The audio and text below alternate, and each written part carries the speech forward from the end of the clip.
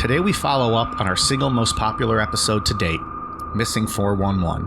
In part 2, we'll revisit with missing persons researcher David Politis, discuss what he's been working on, and the pushback he receives when requesting files on missing individuals.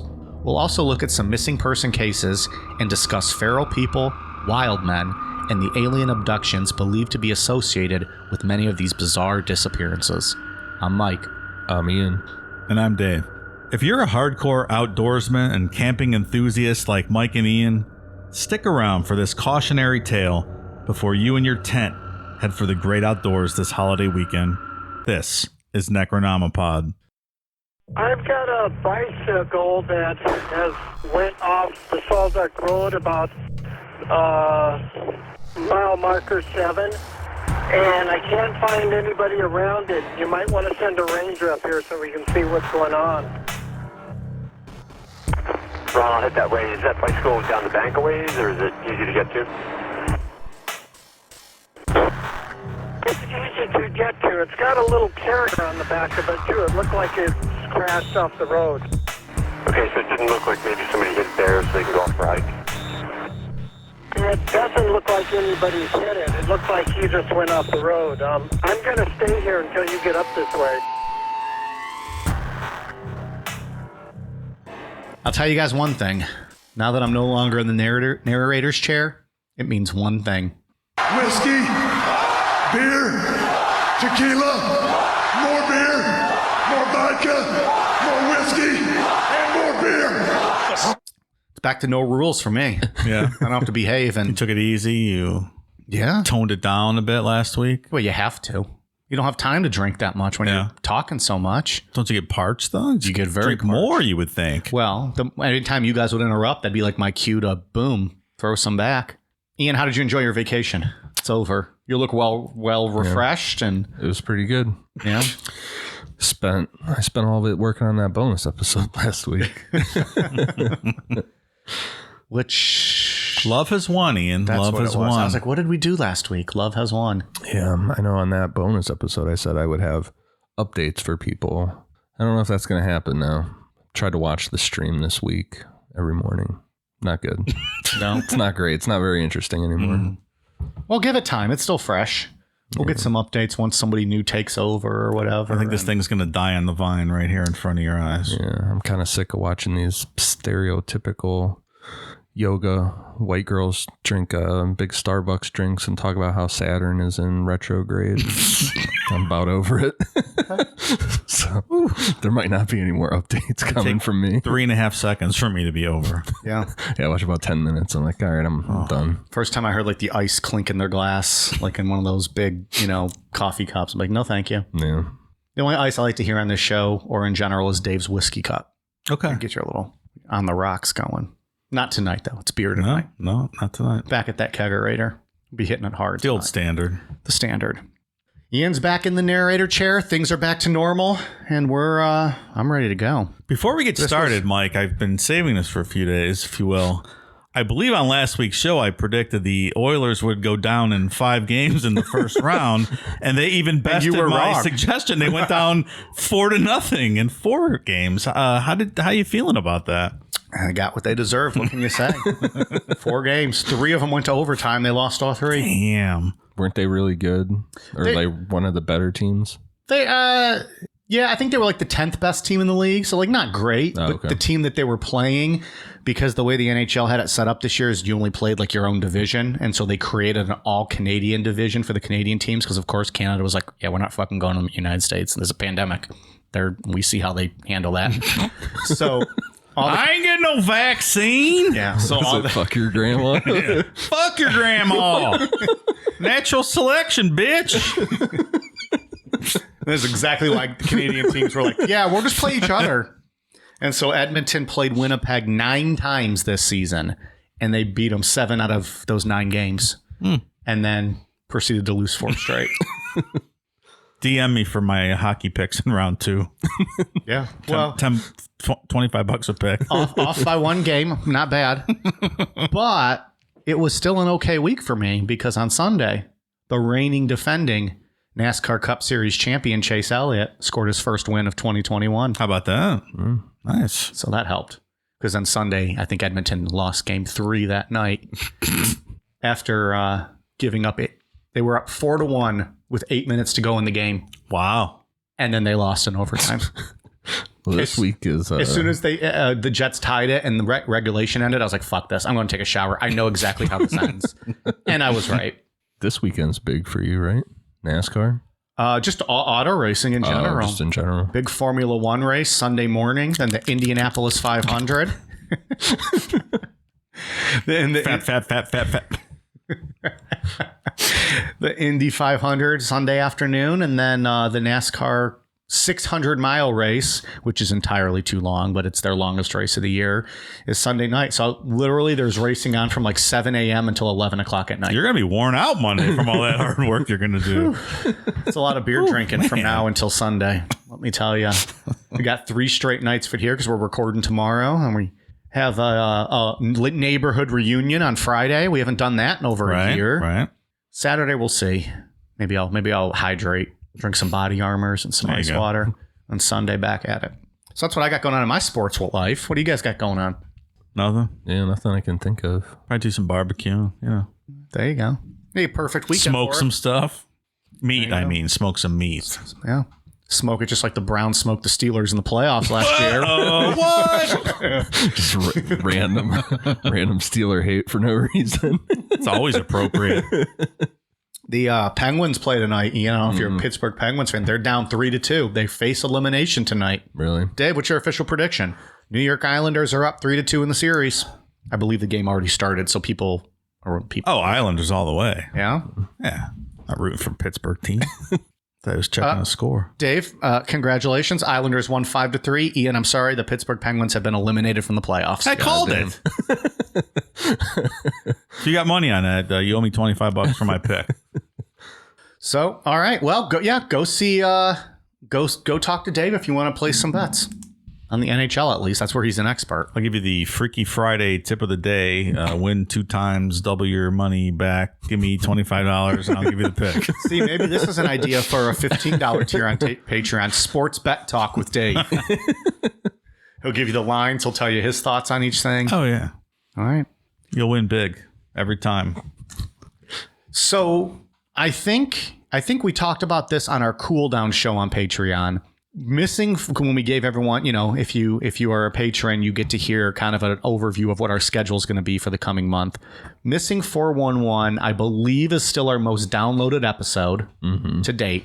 And it is the episode where people, like new listeners to this day, will message us and say, I was searching for a Missing 411 show and I found you guys. It's the episode where people find us, it seems like. And Skinwalker Ranch is probably number 2. It's actually either trending now or was trending last week on the talk tick, as you call it. The talk tick? Why? Yeah. I have no idea. Just randomly. Maybe somebody posted something from ChatSnap. Angie was helping me look up some of the Wild Men stuff, and it was like viral on there. Wow. Perfect timing. I guess so, yeah. I guess we got to get on TikTok. We better learn some dances or something. Isn't that what people do up there? Our name's been taken. Yeah, That's remember? true. Yeah. Well, we'll get something cool down media or something. There you go. Now someone just stole that. We won't be on TokTek. So anyways, yeah, this is a pretty popular episode. It's almost 2 years old at this point, I think. Yeah, It's July of 2019, so early on. Which I think is good because enough times passed, we have more shit to talk about. Yeah. People go missing every day, Dave. Lots of It's a people. sad gone. fact of life in America. Well, this is why you don't go camping. Stay indoors. Or at least go in like an RV or a camper Clamping. or something. Go clamping. Yeah. Glamping. Clamping. You're saying with a G. Gee, glamping. Yeah. Okay. I think this microphone's popping and it's making it sound like a C. Like when he said Arida last week. Arida potatoes. It's Orida. It's an Ohio accent. Fuck off. It's more like a Boston, isn't it? I don't know. Anyways. Okay. Ian, what do we got? So tonight, like you said, we're going to be talking about Missing 411. On top of it being one of the biggest subjects we've covered, or most popular, it's one of the creepiest that we've done. And I think it's one that we all agreed on, that something strange is going on, that it's just not as simple as somebody getting attacked by an animal or something. Definitely not. There's a lot of very odd circumstantial, whatever occurrences that add up to something not being right. It is really weird, yeah. If we remember from the first episode, the U.S. National Park Service doesn't keep a database of how many people have gone missing in national parks because they say it would cost millions and millions of dollars to set that up. They're like, fuck it, too many. We can't keep track of that. You keep track of it. What they do keep a record on is search and rescue efforts yearly. So we did our first episode, like you said, Dave, back in July of 2019. Since then, there have been about 7,000 search and rescue efforts made in national parks. It's not clear on what the outcome of those efforts were, but David Politis estimates from his research that 1,600 people would fit into the missing 411 category. So in theory, that would mean since our last episode, about 3,200 people have gone missing in national parks under strange circumstances. It's amazing. It's fucking scary. That's why I stay home. Yeah. Yeah, I get it. I don't think that's the only reason, but yeah, I get it. I don't need to go in the woods. There's no need. There's bugs. There's animals. It's dirt. Ugh. None of those are great. No. The worst thing in the world is getting dirt under your fingernails. That's awful. I know I sound like a whiny bitch, but I hate it. I loathe it. I'm not that bad. I like going outside and doing yard work and shit. Yeah, I mean, I don't mind. Well, I like cutting the grass and stuff, but like I'm not digging in gardens. No? Not by, Your choice. Like if I have to do it, I guess I'll pull some weeds so I can give them to my friends to smoke them and stuff. Don't pull a weed, not even one. I'll pull a weed and then, I don't know how people make all this money. I pull my weeds and sell them. I get like 35 cents. Like, what the fuck? How do I get the good weeds? Well, that's a trade secret.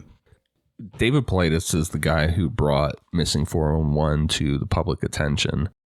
He runs the website CANAM Missing, which is dedicated to his research on this subject. And to date, he has published 9 books relating to Missing 411. In our last episode, we did a fairly deep dive into David's background and pointed out some fair things that would damage his credibility, I guess potentially, like him being the director of North America Bigfoot Search Group. Doesn't damage his credibility in my eyes. Well, and he's also a big Betty Hill supporter, so take that for what it's worth. The thing that damaged his credibility was that Dr. Melba Ketchum, I think is her name. She said that they had the DNA thing from Bigfoot. Oh, and she had the scientific paper and just stretched it out. It wasn't anything he did. It was just because he was associated with them. Right. He was the director. Yeah. So it kind of guilt by association. Yeah. I don't think things that took place. Yeah. I don't think it damages his credibility. No. But people point to it like, oh yeah, he was part of that whole, all that shit.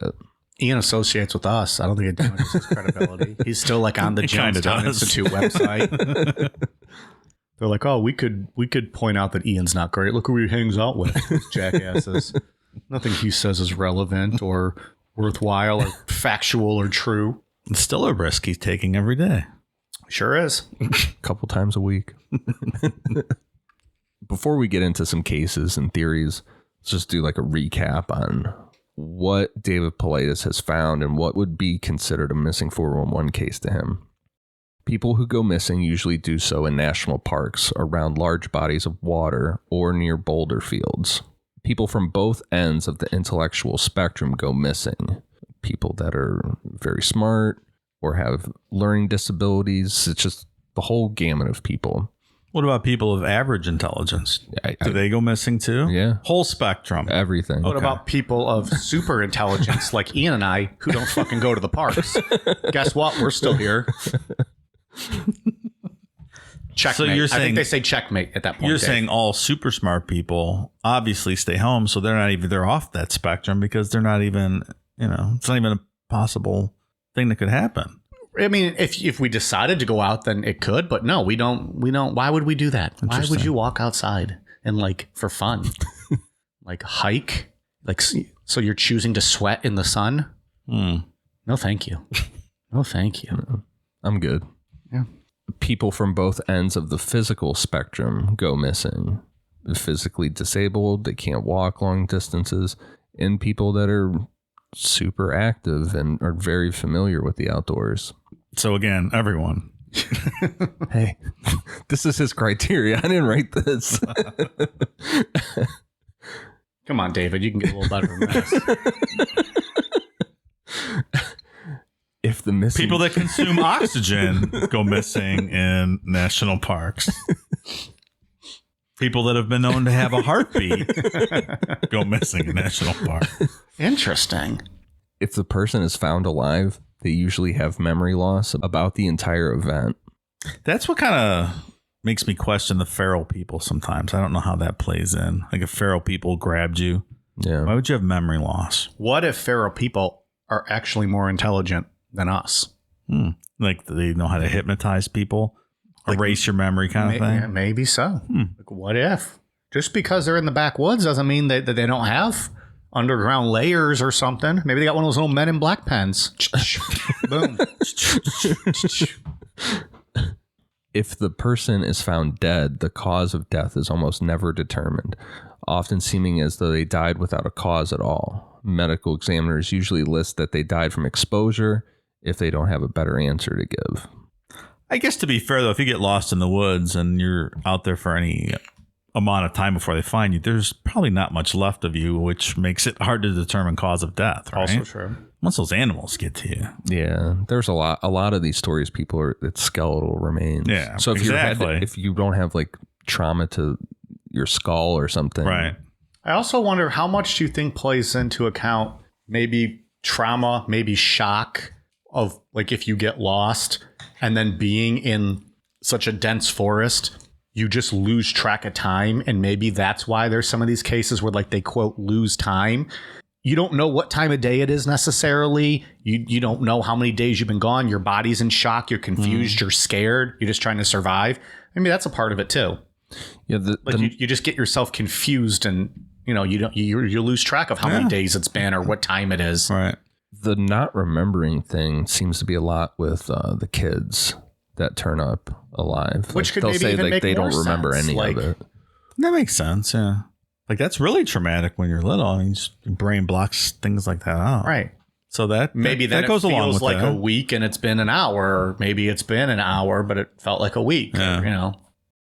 So the people missing, whether it's alive in some cases or dead, are found in areas that seem difficult, if not impossible, to reach by foot or in the time that has passed.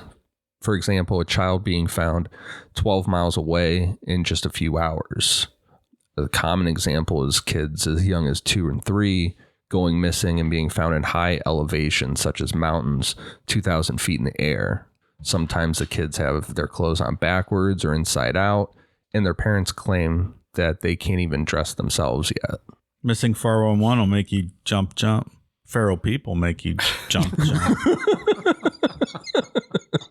We said they have their clothes on backwards. It all adds. What the fuck did you say last week? Oh, you know why Alexander Graham Bell called it a telephone? Because it had a nice ring to it. That's right. Jesus Christ.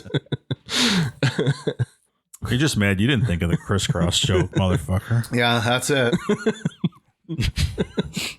Dave, I was barely alive when Crisscross was around. My mind doesn't go there. I was like 4, maybe. When was that? I don't know. Early 90s? I hear backwards clothes. I think of crisscross. Come on. Okay. They had like the backwards, like overalls, right? Weren't they in the one? Was it overalls? I think it was overalls. like Ian, we don't one know. of We the were things. three. We were 3. We probably had on backwards overalls because we couldn't dress ourselves at that time. Or Oshkosh Bagosh. Gosh, yeah, the little gimmick overalls. Yeah. Okay. I think they might have did costume changes in that video. They were wearing a bunch of different things back then. Does that sound right? It's been a long time. As Mike alluded to, it was a long time ago. I haven't seen it in quite some time. I wanted to make the joke last week, but I was too focused on my shit to ask Dave what it was like seeing Garfield's body in the Capitol Rotunda when it lay there. If it was emotional or if you could give us your insights. It's very mean and hurtful. And not possible. Not possible. Not possible, Mike. Not You missed it not by about possible. a decade. Missing people are found in an area that has been searched by search and rescue teams numerous times over a period of days, usually a week or sometimes longer. And sometimes they're found on a trail where the search and rescue teams would use to get into the area. It's like almost like they were placed there. It's very strange when you read some of those cases and people are like, we walked past here numerous times. Like there's no way we would have missed the person. Which then that kind of almost lends itself to be like feral people. And bringing them back and like knowing where everyone is and then putting it in the right spot. Like that's... Yep.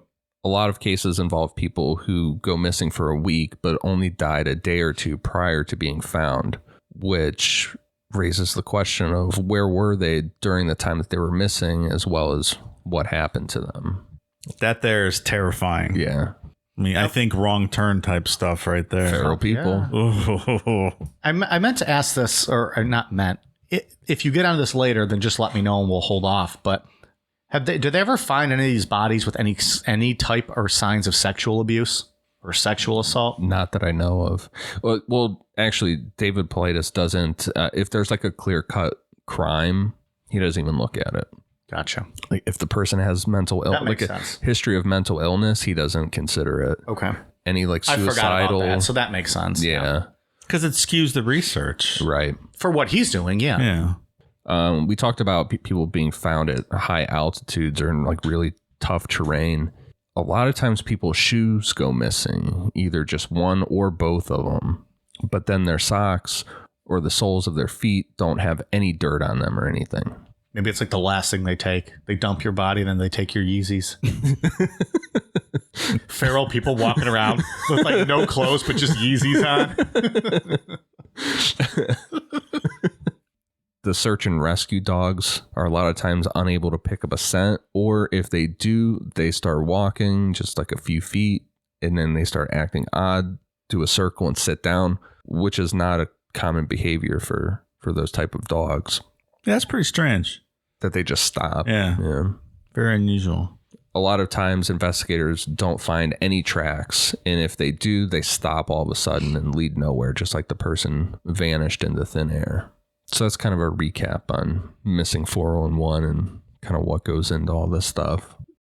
The first case is Stacey Harris. I think we're going to get into a couple cases now. Yeah. Is that next step? The first one is a girl named Stacey Harris.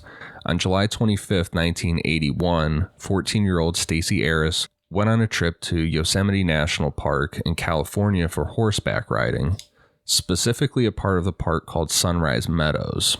She was with a group that consisted of her father and 6 other family members or family friends. The group traveled up to an area of cabins known as the Sunrise Sierra Camp that's about 9,400 feet above sea level.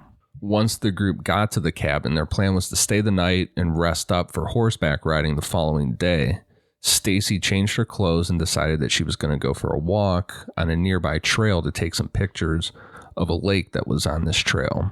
Stacey asked her father if he wanted to go with her, and he said no, he was just going to rest. And there wasn't anything, like he didn't think of anything to worry about because there were other people around, plus the members of their group. Like this was, I guess, like peak time for this area. So there was a lot of people. People everywhere. Yeah, like the cabins were all occupied.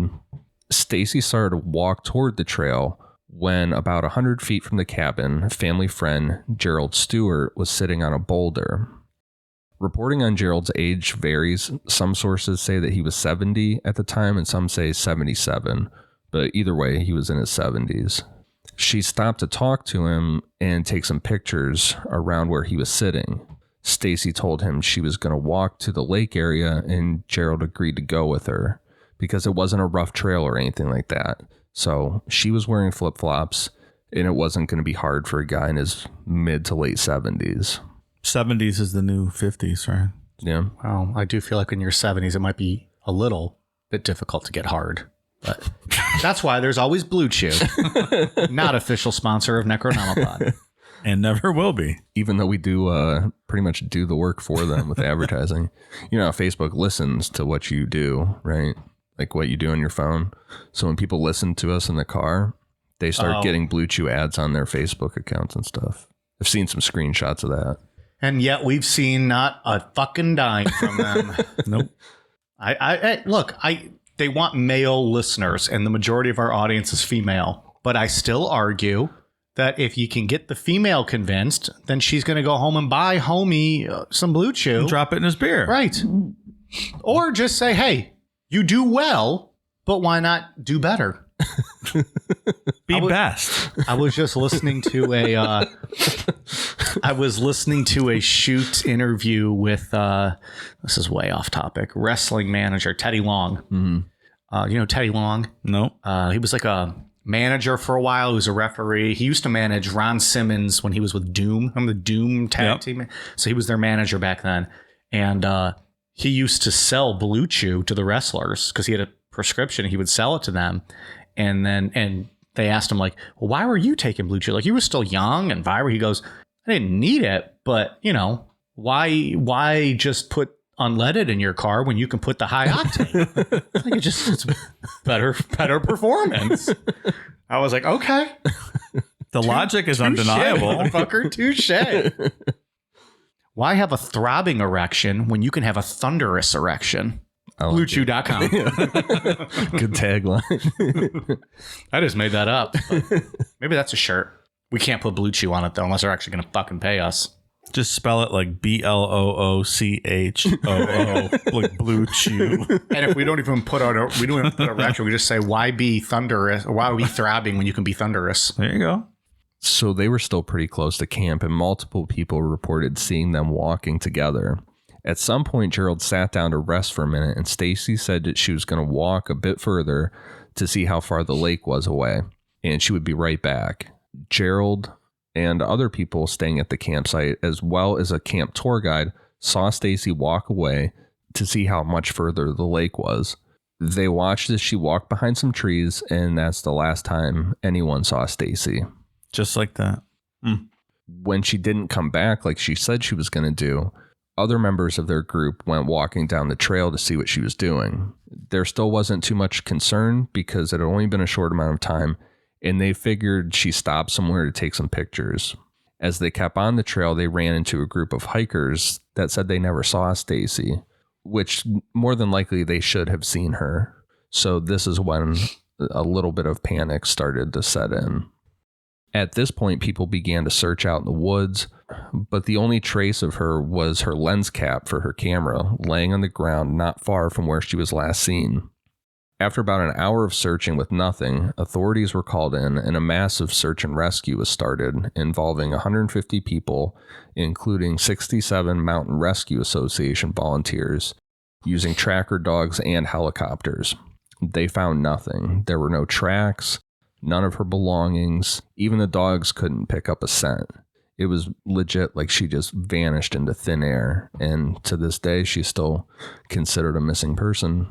Wow, that's unbelievable. It's right off the trail like that. Yeah. And just in an instant almost. And you figure if there were as many people there, like you described, like if it was some sort of kidnapping or something, someone would have heard something or seen a struggle or heard screaming, something. Yeah. There's nothing. No eyewitnesses, just like you said, gone. Yeah, and multiple people. The lens of her camera. Multiple people watched her walk into that area, and that was it. So fucking weird. It really is. Don't go camping, folks. Stay inside. David Politis has tried to get the files on Stacy's case through filing Freedom of Information Act requests, but has had no luck. About this, he said, quote, "So there was essentially nothing about this case for 25, 30 years. I made a request on it through Yosemite for the Freedom of Information Act to get a copy of the report. A special agent for the Park Service named You called me and asked me why I wanted the report. And I explained that we were doing some research on search and rescue, and we were specifically looking into people who disappeared at Yosemite, and we wanted to see what in the report there was there. And he said that there was nothing there. And I said, well, are there any suspects? Is it a criminal case? He said, nope, it's a missing persons case. I said, has anybody looked at it in the past 10 or 20 years? He says, not that I can think of. And I said, so there's no suspects and there's no work done on the case. She hasn't been found. Correct. And I said, okay, well, could you send me a copy of the case? And he said, nope, I said, why not? He said, because it's an open case and you'll never see it. And I said, but we've got dozens and dozens of missing person cases from the Park Service. Why not this case? He goes, you'll never see it. And I said, what do you mean I'm not going to get it? It's an open missing persons case. Any criminal elements? Nope. I said, are there any suspects? Nope. Well, why won't you give it to me then? And then he says, well, we never give away these cases. I said, wait a minute. I have dozens and dozens of these cases from your agency all over the U.S. He says, no, you don't. I said, yes, I do. And we get into this talk. He challenges me. He's rude. He says right from the get-go, I'm never going to get this. And so far, he's right. And we got off the phone. I went to my local congressman, Ian Campbell. I appealed through him. His representative in Washington, D.C. went and met with the representative from the Department of the Interior.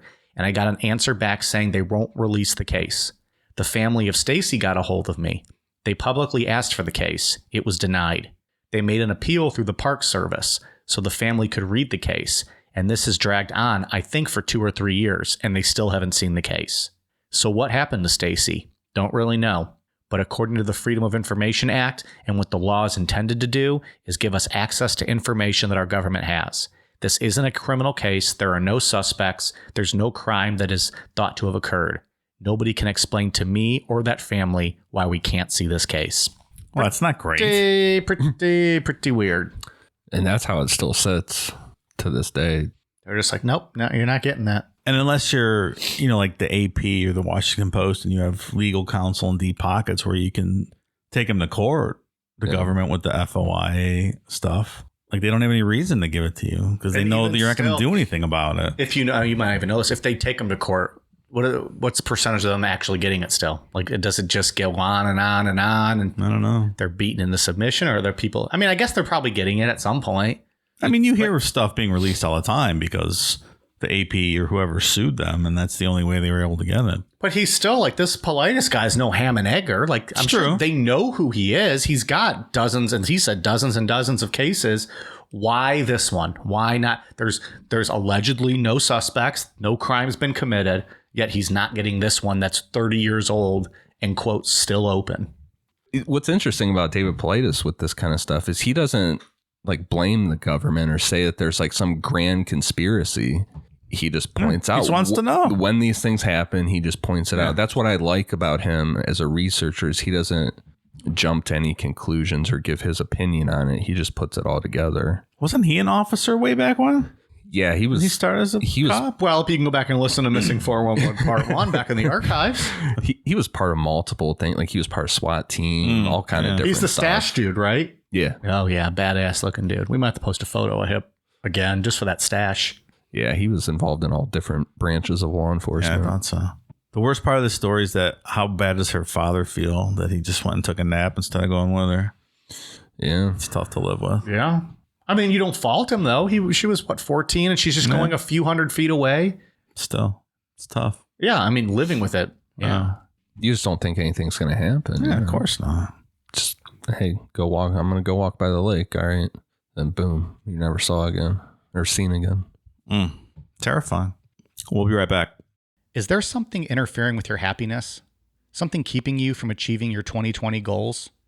Let's face it, these are certainly trying times. From being cooped up inside your home to wondering how you're going to pay next month's bills, we're all experiencing some form of stress or strain on our mental health. And for that, BetterHelp is here for us.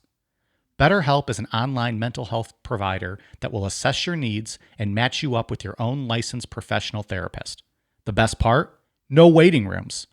That's a pretty big deal if you're as impatient as I am.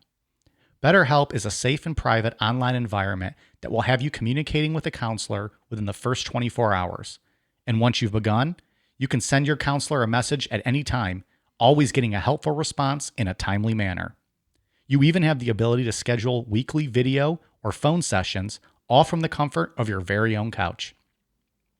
BetterHelp is available worldwide and has a broad range of expertise available, including licensed professional counselors who specialize in depression, stress, anxiety, relationships, sleeping, trauma, anger, family conflict, LGBT matters, grief, and self-esteem.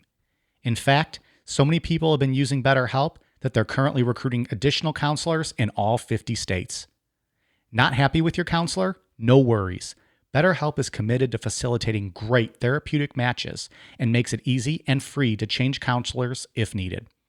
Remember, everything you share with your BetterHelp counselor is completely confidential. And while it's not a crisis line, it is a convenient, professional, and affordable way to seek the help you deserve. Financial aid is even offered to those who qualify. Want to hear how BetterHelp assisted people just like you? Check out the testimonials posted daily on their site. Look, we here at Necronomipod want you to start living a happier life. So, as a listener, you'll get 10% off your first month by visiting betterhelp.com/necro. Join over 1 million people already taking charge of their mental health. Again, that's BetterHelp, betterhelp.com/necro. The next case is the disappearance of Jacob Gray. On April 5th, 2017, at 22 years old, Jacob Gray left Port Townsend, Washington on his bike pulling a trailer of camping equipment. On April 6th, Jacob's bike, trailer, and almost all of his camping gear was found by Ranger John Bowie 6.5 miles up Solduke Hot Springs Road, but Jacob was nowhere to be found. We talking a motorcycle or a bicycle? Bicycle. Like pulling a trailer on your bicycle? Yeah, like a... Let's not be very big. Okay. Yeah, it wasn't a huge trailer, but it was... like one of those little things you just sleep in, right? You just crawl into sleep in? I don't know. How much does that weigh that you could pull it on your bicycle? I don't know. I'm not an outdoorsman. Yeah, and that's one thing about Jacob. He was a very experienced outdoors person. Okay. Like, this is something that he did for fun and... I'm going to look this up while you're talking. Did all the time. I'm just trying to gauge how big the trailer might be and how much equipment he might have with him. Now I'm picturing like a rickshaw carrying all this stuff behind him. I think there are crime scene pictures of like the trailer and stuff. So I mean, like, is that considered a trailer then? Like that? Yeah, I guess something small like that. If you can see it. I don't see how you could pull much more of that. Yeah, that's kind of what he had. That's kind of what the picture looked like. Like you throw in some clothes, a few, I don't know, camping tools, whatever you guys use out there. I don't know, a hammer or plywood, and Don't look at me. I fish up. don't do any such thing. And then you just sleep back there, I guess. Yeah. The first strange thing that they found was a bow laying on the ground next to his bike, and there were some arrows sticking out of the ground and out of his trailer. Aside from that, everything was in working order. Rangers checked the Solduke Hot Springs Resort, but no one had seen him. All right, the arrow shit already freaks me out. Yeah. Like, what the fuck is that? Yeah, that's weird. I just picture feral people like trying to blow out his tire or something. Wrong turn. They were using arrows. That's exactly what it reminds me of. On April 7th, Rangers found a list of phone numbers among Jacob's possessions, and they started reaching out to everyone on that list. Once they got a hold of his sister, Mallory, Rangers confirmed that what was missing out of his trailer was a water filter and a backpack that held a water container. Like, that's all that his sister knew of, that he had on him for sure. This was a lead that the Rangers were already thinking about, that Jacob walked to the hot springs and potentially fell in. And that part of the water would have largely been frozen at the time, so he slipped in and couldn't get back out. From what I read with how the Rangers were thinking, it's not the first time it would have happened, and probably not the last. All right, makes sense. The following day, the sheriff's office sent out 30 people and tracking dogs, but found nothing. On April 12th, trackers from Olympic Mountain Rescue were sent in to search. They found evidence that someone had changed out of hiking boots to running shoes, walked along the river, and fell in, leaving a skid mark on the moss-covered rocks. So this kind of sealed it for them. Like, all right, he fell in. Teams of dogs began searching on April 13th. 2 cadaver dogs hit on a log jam, which could have meant a corpse was trapped underneath. And it also could have meant that some materials from a dead body washed in from the bank, and the molecules would have attached to a log, and the dogs would pick up on that. But all the log jams for 12 miles on either side of the area were searched, and there was no sign of a body. Again, nowhere to be found. On April 15th, Clallam County Search and Rescue started a search, and with the help of volunteers, they worked the west side of the river on Olympic National Forest land, as well as the inside of the park. Again, there was no luck, and their search was scaled back on April 16th, 2017. During that scaled back part of the search, a pair of Burnside shorts in Jacob's size was found a couple miles downstream, and he had been given a similar pair as a Christmas gift. So they sent this to the crime lab in Seattle, Washington for DNA testing. In July of 2017, search resumed, and more than 100 search and rescue volunteers from across western Washington searched along the Solduke River, but were unable to find any sign of Jacob. All they have is this pair of shorts. So 3 months in at that time. Yeah. Still nothing. On August 10th, 2018, a team of biologists traveled up the mountain for study purposes and found Jacob's remains, clothing, camping gear, and his wallet. He was found close to a ridge above Hoe Lake, which was 5,300 feet above sea level and about 15 miles upward from where his bike and trailer were found. So safe to assume the original searchers never made it that far up to look for him? No. And obviously he did not fall in the river. Yeah. So 16 months later. 15 miles away. 5,300 feet. Adding to the mystery was that his body wasn't found near a trail. At the time he went missing, it was very snowy, and climbing in that area poses a real threat of causing an avalanche. And like we said earlier, Jacob was really experienced in being in the outdoors in this area. He would have known that you can't go climbing that area. Clallam County Deputy Coroner found that the official cause of death was inconclusive, as Jacob could only be identified through dental records. He had a cigarette lighter and insulated clothing and plenty of food with him at the scene where his body was found, but the authorities believe that it's likely he died from hypothermia because there were no signs of trauma or anything like that. Maybe he just, is 15 miles a long way to hike for an experienced hiker like that? But in the snow and I don't know. out of his boots and running shoes. Yeah, that's a weird part of the story. And also why? But maybe the running shoes was a mistake. They also thought he fell in the river and he was nowhere near there. Maybe that was something else. Right. Maybe he just planned to go up the mountain. He brought enough to camp for the night and he was going to come back and something happened. But I thought he changed into his running shoes. Well, that's just what the cops say. I don't know that it's not His proven, boots right? were gone, and his running shoes were, his boots were there.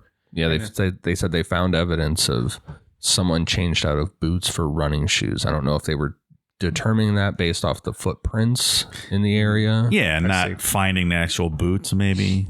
That's a good question, though. Well, it'd be weird, too, if you found those prints. Why then just stop and change into running shoes? I don't know. As an isolated incident, yeah, I feel like you can say, well, he made a mistake. He just went traveling. But then you look at how many thousands of cases there are of this happening. It's the patterns, right? It's just, there's something going on.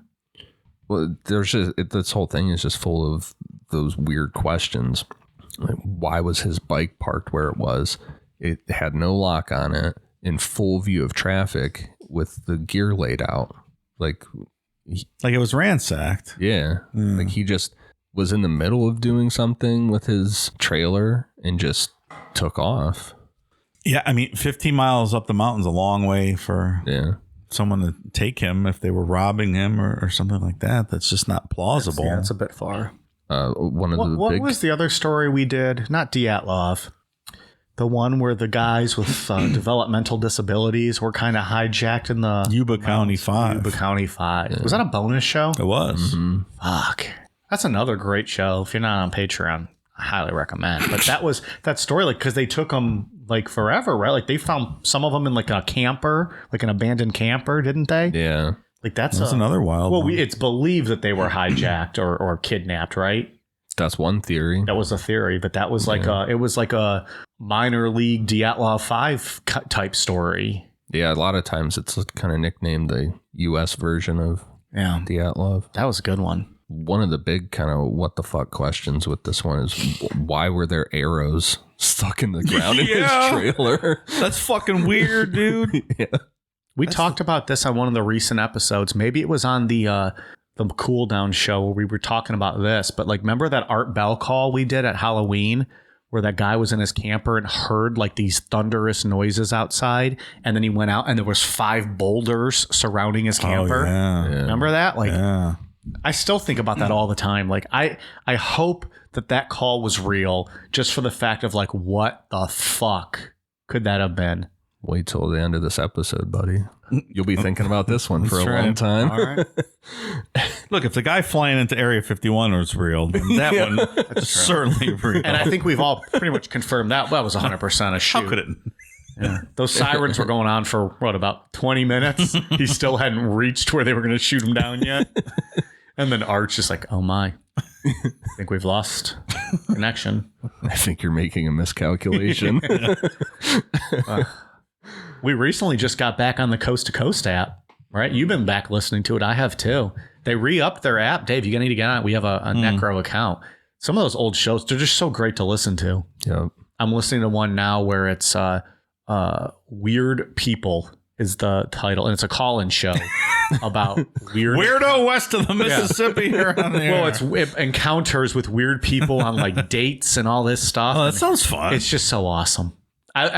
My favorites are the call-in shows. I don't like when he has guests as much. I like the call-in shows, or like the one I listened to when he was talking about the Montana Freemen. Oh, yeah. That's one of your favorite ones. Yeah, because he was taking a bunch of calls for that one too, and it was just Art would have 2 callers on, like with different viewpoints, and he would just let them go at it, and he would moderate, and he'd poke at both of them. That was a really good episode. I don't know if we'll ever do that one though, because it doesn't necessarily meet our ghost to ghost Halloween stuff. It's true. But We can really do whatever we want, though. So that is also true. we could just do our Art Bell show on next month if we wanted. I do like the Halloween tradition, though. The last 2 questions with his things, like how did Jacob get that far up without proper shoes on when that area is known to cause like not a huge avalanche, but it can cause an avalanche. which indicates the snow's deep enough that it would give you significant trouble climbing the mountain in tennis shoes. Yeah. And he was very well clothed. Like the clothing he was found, his remains were found, were high level camping clothing, like the insulation and stuff. So you wouldn't think that he would die of hypothermia with that on, especially if he had a lighter to start a fire of some sort. Right. And he had food that was pretty much untouched. Doesn't add up. What kind of food? Like ration type food? Canned SpaghettiOs. Of course. What else? I mean, you pop the top, you can just eat them right out of the can. Come on. I had a can of cold raviolis for lunch today. Ravioli's good. Ravioli's one of the ones for sure that I think tastes better out of the can than warmed up. Like room temperature ravioli. You sold me, man. I do it all the time. Yep. Beefaroni also. You just got to watch the splash effect, though. Like you got to wear like a napkin like in your shirt because they do splash if you're not careful. They do splash. Yeah. I gave in and did that last year. Ate cold SpaghettiOs out of That's the can. fucking awesome, I bet. That's pretty good. You're like, I That don't was at your remember. house. I ate like 4 cans of your SpaghettiOs. Dave wakes up for breakfast. He was about to have a can of SpaghettiOs. He's like, where the fuck's my SpaghettiOs? Go downstairs. There's just Ian passed out with 4 SpaghettiOs in his living room. The lids are like stuck to his forehead. That's also the night we thought we were going to get a walk home or a ride home, and we had to walk. And it was snowing, like snow mixed with rain. I don't remember. Mike took off at a furious pace. We're like, where are you going, fella? You were power walking. I thought it was a recording night. Yeah. Well, It's like mall power walking doesn't start till 10 o'clock on Sunday morning. here's the thing. Where are you going? I am an expert at walking home from parties. I move at a military pace. I do not have time to lollygag. I'm trying to get home. Oh, yeah. If you Can confirm. lollygag, you will be attacked by deer. You can't lollygag. They go after the slow ones. Me and you were just walking a normal I pace, remember, and he's like, just like I was way ahead walking, of us. and the next thing I know, like, you guys like, wait up. I turn around, you're like 4 houses behind me. You were speed walking. You weren't just walking. It was like 3 o'clock in the morning. I walk What's at this fool doing? I walk at a military pace. Military pace. I got to get home. Had his cooler over his shoulder. Yeah. just He was on a speed mission. You hear the ice. It's like, That's my walking pace. You hear the ice sloshing around in there. Those elbows are flared way out to the side. Well, you know, the official rules of speed walking is you must always have one foot touching the ground. Like, you can't have both in the air at the same time. That's one of the official rules, like the speed walking competitions. So I've mastered it. I always have a heel, toe, heel, toe, heel, toe. Do you often walk and both feet aren't touching the, at least I don't understand. Because the point is, like, you'll get disqualified if they see you like almost start to like jog or run or like gallop. So you always have to make sure you keep one foot down, which if you're trying to walk as fast as you can, that gets very difficult. Big into ESPN The Ocho speed walking. I feel like I remember trying to talk to you. Like, me and Dave were trying to talk to you, but you were so far ahead, like you couldn't even really hear us. Yeah, it was 3 a.m. I wanted to get home and eat SpaghettiOs. Why are you guys having like a leisurely walk? In the snow? Yeah, in the snow, no less. Come on, guys. What's the holdup, huh? Come on. Yeah. Also, that's the time when, like, you know, all the animals attack. You just got to get home. I was not meant to be outside at 3 a.m. unless I was drunk and speed walking home with a cooler. And I'd already worked out that if I was to be attacked, I would swing the cooler at the deer's head, and that would be my defense mechanism. Fair enough. Alas, now I just have to walk about 10 houses. And I have yet to spot an animal other than like what is that in my backyard? Like a groundhog or a woodchuck or something? Yeah, lots of those. Yeah. There's a retention pond in my backyard, and tell you what, those fucking frogs are loud. Jesus Christ. Anyways. So people have a ton of theories on what's going on with these cases. Like we said earlier, David Paulides stays away from giving his opinion on what's going on and just sticks to the data. People have thrown out everything from interdimensional portals to things like Bigfoot or skinwalkers. There's also theories of foul play. Some people point to serial killers that have been known to operate in national forests, like Gary Hilton or David Carpenter. Those are very real threats, and I'm sure those two aren't the only ones that have ever done something like that in a forest. There's the theory of feral people or wild men that we're going to focus on later in the episode, but a very popular theory is alien abduction. This next case is one that people who subscribe to the alien theory point to as the best proof of aliens being behind some of these disappearances. Well, all right. I don't know what the fuck happened to that guy. It's very scary. To Jacob? Yeah. No. I mean, we kind of discussed it as we were going through, but fuck, I don't know. A lot of these stories like you said, the pattern, the consistency of how much just happens just leads you to believe there's something going on. If this was a one-off case, I would be nitpicking at all of this. Oh, this happened. Oh, this. But there's just so many of these that, like, what do you say? I mean, most of this stuff we talk about doesn't really freak me out, but I was reading this today and people talk about, you know, your spine tingling when you read that kind of stuff. And that doesn't normally happen to me, but I had music on loud, so I couldn't really hear. And I just kept turning around behind me. I thought feral people were coming up to attack me. In your own home now. Yeah, I was just sitting in my office reading. These stories are they're pretty scary. I feel like the oddest thing to me is when people are found really high up where it's like they shouldn't have been able or that they couldn't have gotten there, or yeah, like last year or 2 years ago we covered a case. I can't remember the little boy's name, but he was like 4 or 5. He ended up way on top. Up. Yeah, and his clothes weren't ripped up like an animal drug him up there. Those ones creep me out as when people like rugged territory. And I think they even found him like it wasn't physically possible for an adult, hiker to have made it up that far to that point in the time that he lapsed, which the 2 guys that found him were like professional hikers, and they've said it was even hard for them. Nope. Something weird, man. I don't know. And this next guy that we're going to get into, his doesn't happen in a national forest or even in the United States, but it's a really fucking creepy disappearance, and it's one that the alien people point to as an example. 411 abroad. Yeah. Okay. David Paulides has books about that too.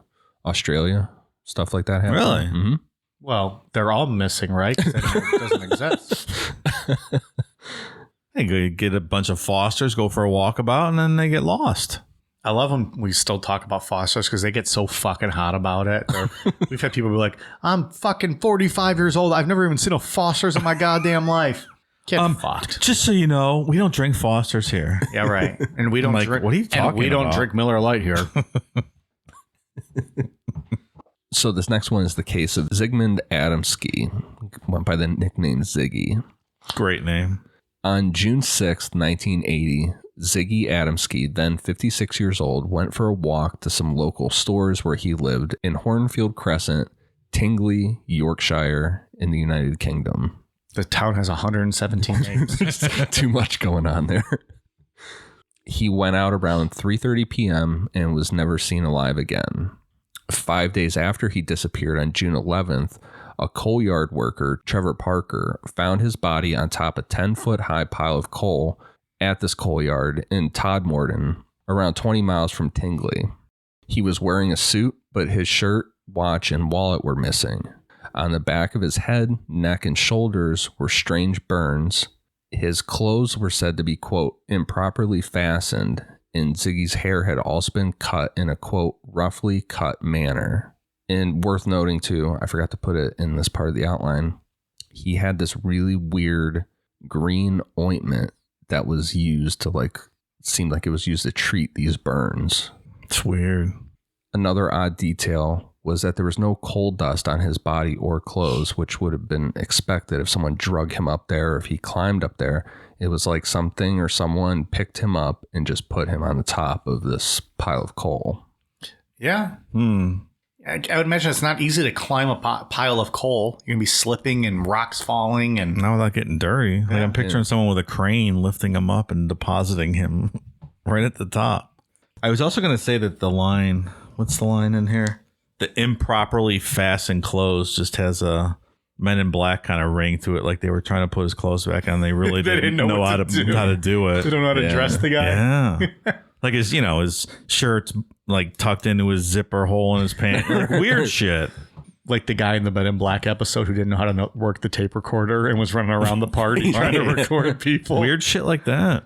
That's a weird thing. Yeah. That Men in Black episode became like the most low-key hilarious episode I think we've ever done, just because those guys are so fucking weird and like terrifying, but also just hilarious. I would love to run into one of those guys. You see, like, I always think when Ian described it, like a just group of men in suits just running house to house in a neighborhood. And like, you're just outside watching, like, what the fuck are these guys doing? Oh, the bit about them destroying the mail. The mailboxes. Yeah, they're just taking the mail. And you're just like, because like they look slightly off. They're not quite human like. Yeah. And they're just all like expressionless and wearing their suits. And you're like, what the fuck is happening? But that pops up in a lot of alien abduction or different things. They don't understand how to use really basic things. Like they don't get it. There's one specifically, an abduction one I want to do, where this woman had a blanket, like a special blanket that she always took around with her at hotels and stuff. And they couldn't figure out how to put it back on her once it was taken off. Like they were putting it around her neck and they just couldn't blanket? Blanket. Like they couldn't figure it out. Is there even a wrong way to put on a blanket? Like they were trying to tuck her in. They were like, it was basically like, we don't know how the fuck this thing works or what the purpose of this Complex is. machine. They're like putting her like in a cocoon, like just tucking it under her like a fucking burrito. But yeah, that's that clothing thing. I agree. It's really weird. James Turnbull, the coroner, told the BBC in 2003 that this case was the biggest mystery of his career. One of the things he pointed out was that although Ziggy had been missing for 5 days, he only had 1 day's growth of beard.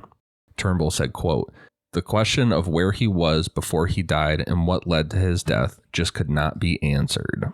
I know some grown men that couldn't grow a beard to save their life. I think their 5-day growth is equivalent to my 1 day growth. I don't know. Not sure what that proves. I don't know what the science is behind that. All right. Well, unless this guy was known to have good growth. That's true. Yeah. If they're coming at it from that and they actually had that knowledge, sure. Turnbull also brought up that strange green ointment, and it couldn't be identified by forensic scientists. Thorough checks failed to show any record of him being treated at any hospital during those 5 missing days, because that's what they thought. It's like, okay, he had these burns. There's this weird green ointment. Maybe he ended up in a hospital for a bit and some trying to treat him. Sure. but they could just never. Anybody that looked at samples of that ointment couldn't figure out what it was. You like saying that word ointment, don't you? Ointment. Ointment. Ointment? Is that a fun word to say? Ointment. Just one of those words that conjure up, like, I don't know, like just a greasy fucking Hey, something. baby, rub this ointment on my cock. I just popped a blue chew. And then, as Garth Brooks would say, and the thunder rolls. Bum, bum, bum. It's a thunderous erection. That's the joke. Oh, guys. I got Thunderous it. I've never heard that song. Oh. Everybody knows the thunder rolls. I don't know if I know that. It's or one not. of Garth Brooks. It's Rolls, Thunder Rolls. Thunder Road isn't the name of the song, Thunder I Road? believe that's Bruce Springsteen. Oh, I always thought that Garth Brooks was Thunder Road. No, Thunder Rolls. It's actually Thunder Rolls and the Lightning Strikes. Now it's coming to me, yeah. Another full moon, bum, bum, bum, on a sleepless night. It's about a guy who comes home late at night after cheating on his wife. And so actually, this fun little fact. I feel like we've talked about this before. There's like a hidden verse that he actually wrote, but it didn't make the radio. I'm not even sure it's on the album, but he will perform it live. So a guy comes home late at night in the middle of a thunderstorm, and when his wife's worried about him all night, and when he comes in, she goes to give him a hug, oh, I'm so glad you're safe. And she smells like another woman's perfume on him. He's been cheating on her. The hidden verse is she goes back to her bedroom, grabs a gun, and shoots him. Oh, that got pretty dark. Pretty intense fucking song. It really is. But I think he only does the shooting version on the live when you see him live. No chance of that ever happening. So we're gonna take your word for When it. I was a little kid, I think that was my first ever favorite song, and I had no idea what it was about. I was like, "This is a cool song." Does he do the "I've Got Friends in Low Places" song? God, awful. So at my hillbilly high school, Not that I used to awful. go to, Garth Brooks is one of the greatest performers of all time. they played that song at every school dance, and I felt Well, that seems a little much. I died a little on the inside. That's a bit extensive. Every time it was played, I just kind of a Which part of one my is soul it? died. Friends a in bit. Low Places. Yeah. Blame it all on my roots. Can't. I showed up in boots. Also, people stop karaokeing that song. We get it. But everybody, at least every karaoke I've ever been to, that's done at least one time. And it's like a 7-minute song. It's like 6 Move minutes, on. 50 seconds too long. Move on. Awful. That might be not my awful. worst memory of high school. I mean, that would be bad having that at every dance. Yeah, Or played once, even. No, disagree. everybody got in a circle, arms together, dancing. Oh, that's fucking worse. Oh, cringe. Why do people have to touch each other like that? Just Like, do you listen to that regularly? no. But I mean, I don't listen to any country regularly. I'll go through phases with it, but and Garth Brooks isn't even a go-to of mine. But I mean, I'm pretty sure concert-wise, he's one of the most successful of all time, right? People still talk about he's up there with the Michael Jackson of the greatest concerts you can ever go see, 3.5 hours long and just partying the whole time. That's just one I've seen. I have never seen Garth Brooks live. Can you imagine sitting through 3 hours of Garth Brooks music? I'll tell you this much: I would go to Garth Brooks before I went to Michael Jackson any day of the week. No. no. Well, I like Michael 100%. Jackson. We've already established this. I like Michael Jackson. I would take Garth Brooks over Michael Jackson any day of the week. Also, you can only go see one of them anymore. So This is true. You make a valid point. I'd still go see Mike. I'd rather dig up Michael Jackson's corpse and lay in his coffin for 3 hours with him than go to a Garth Brooks concert.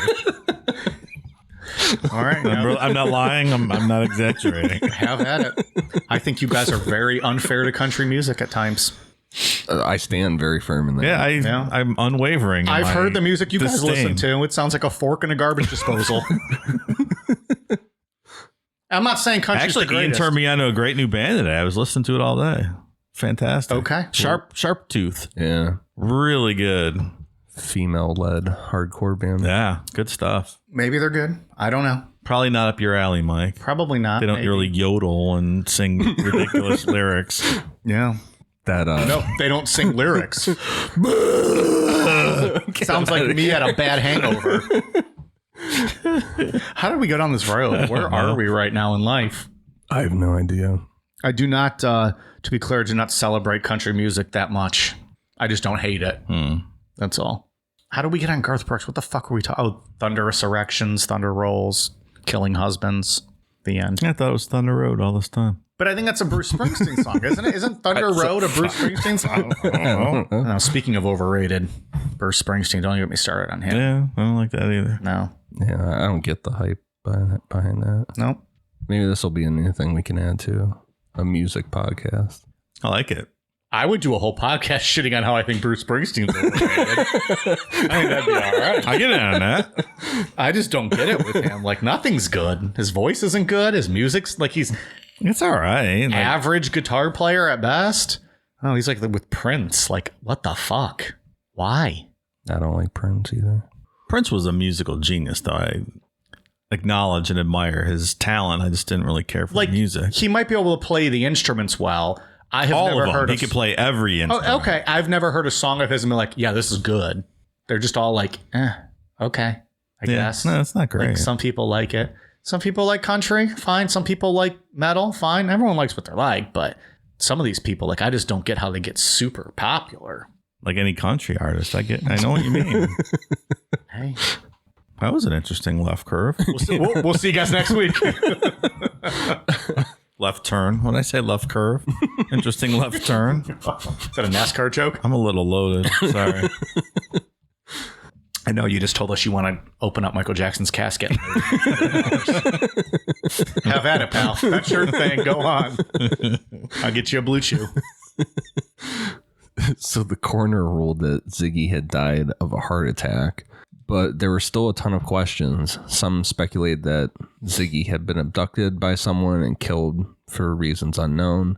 Others thought that he had been taken by aliens and his body was dumped there on that pile of coal after they were done experimenting on him.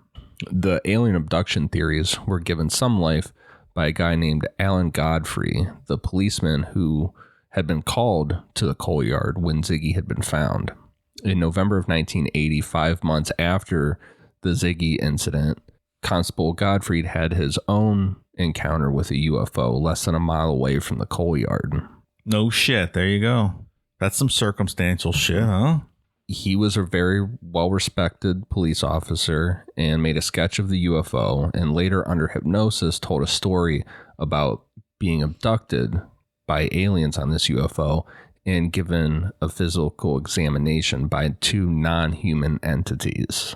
That's code for anal probe. Yeah, getting the Barney Hill treatment. Probably.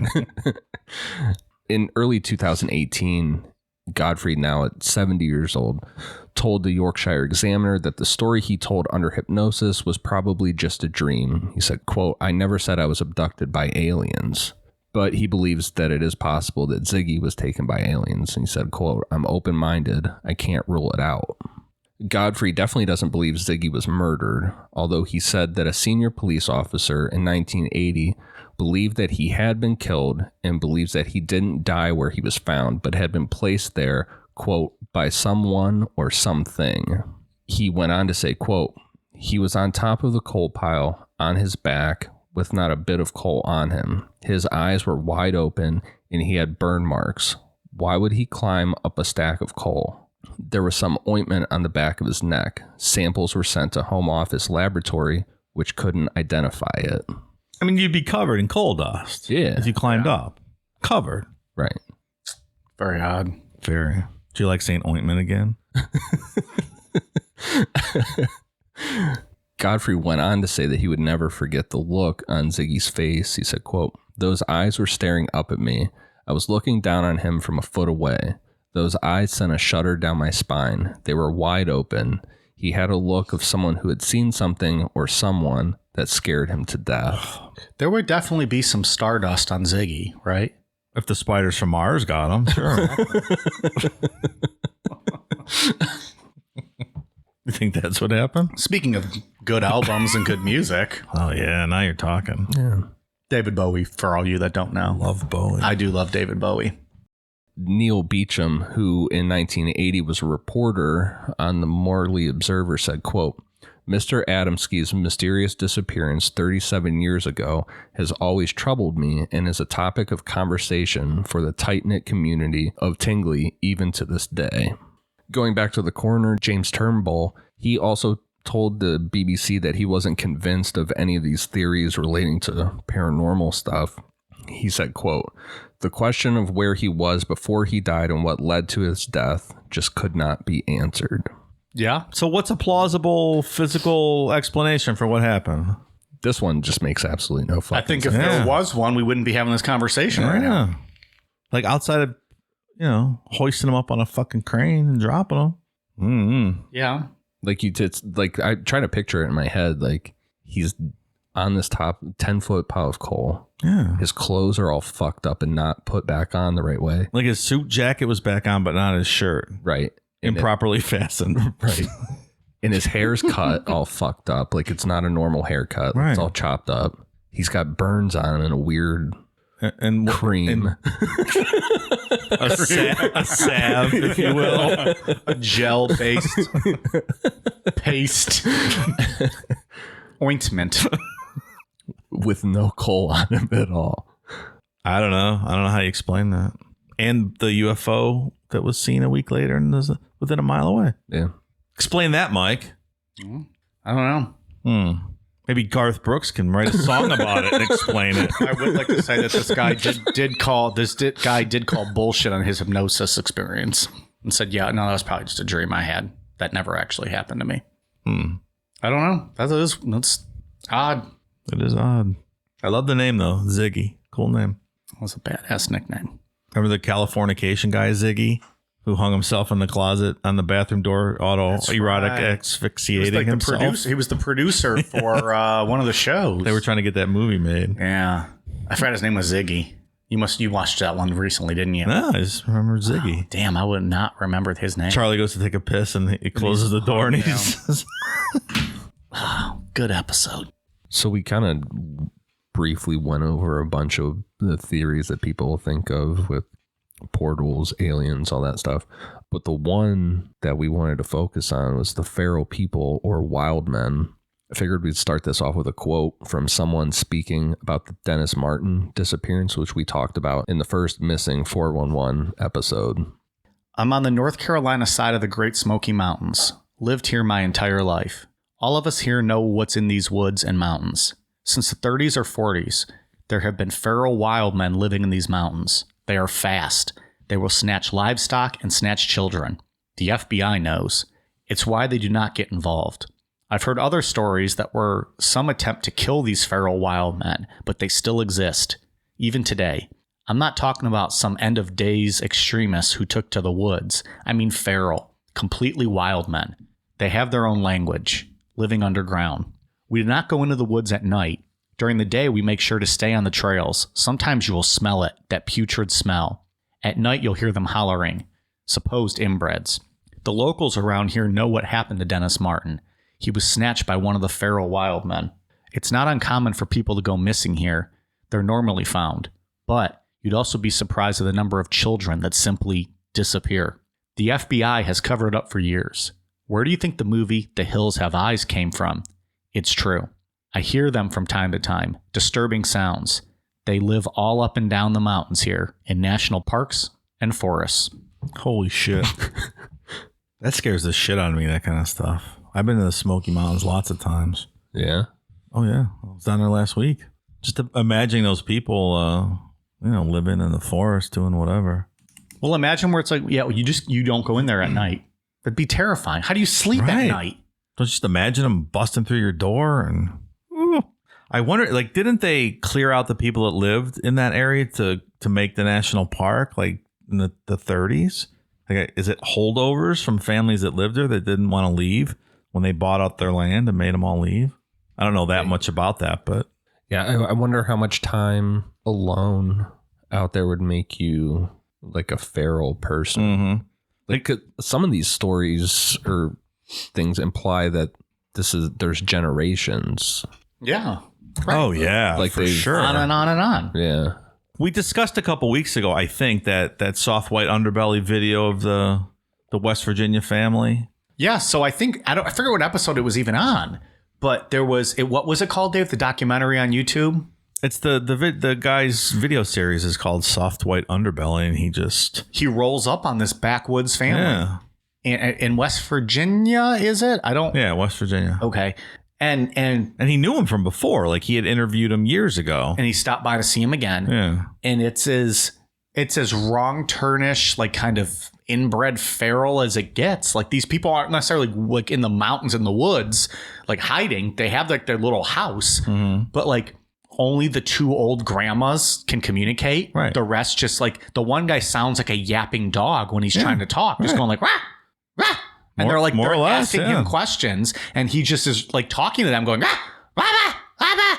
And you know. So that's real. I mean, is this really that much of a stretch that there's one level further down? I don't think so. If you want to see that video, look up whatever David said, the soft white underbelly. Yeah, and if you just Google, you know. He's got a bunch. He interviews like prostitutes and kind of the underbelly. I don't want to say that. That's not what I mean, but kind of people that are looked down, the downtrodden of society. And these people aren't even a part of society. Yeah. They're so way off the beaten path. But it's creepy. That's just that what happened to that family. Clearly, there's generations of something going on. Sex workers. I apologize, not prostitutes. I got reprimanded. Is prostitutes no longer okay? I thought sex worker is the correct term. I got reprimanded for one of our shows, so I tried to use the term sex workers. I didn't realize it was so offensive. For saying prostitutes? No, somebody. I thought that was like the most official name. I think we were saying hookers. We were throwing the term hookers, and someone advised me that is not an acceptable term. Sex workers. Sex workers. So as to not to offend people, when I can remember, I try to use the term sex workers. I get it. When this person is talking about wild men speaking their own language, there's one of the most terrifying pieces of audio that I've ever heard as an example. In the early 70s, a guy named Al Berry and his friend Ron Moorhead went into the woods of the Sierra Nevada mountains in Eastern California and caught on audio what some people say are Bigfoots talking, and others say that it's wild men. I personally think it's wild men. And then after reading this Navy linguistic guy, his examination of this, saying that it's, in his opinion, it's human vocal cords making it, speaking. And he says that it's clearly a language, but it's not a language that we know. Let's hear it. And just to set this up, the louder sounds you hear are Al Berry and Ron Moorhead mimicking what these supposed feral people are saying, trying to communicate with them. Wow. And Moorhead, that's a great surname. That was my wife's surname before she got married, Moorhead. And then she married me. Now it's No Head. Blue Chew can help. I'm kidding. It's not true. Here's the clip. Whiskey, beer, tequila, more beer, more vodka, more whiskey, and more beer. Am I feral? Because I understood every word of that. I hit the wrong button. That's the feral Mike. We're going to move on to the real I understood every word of that, so count me in. I'm a wild man. There we go. Range for night view.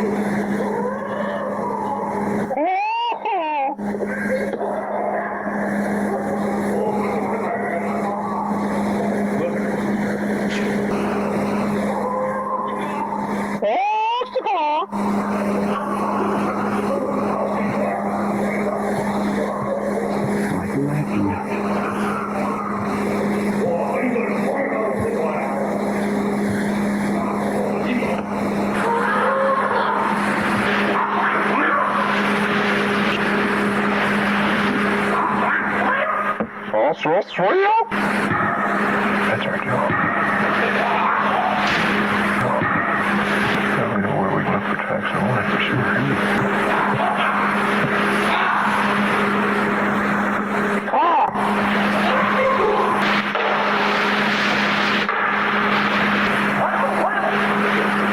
Thought I heard them cross the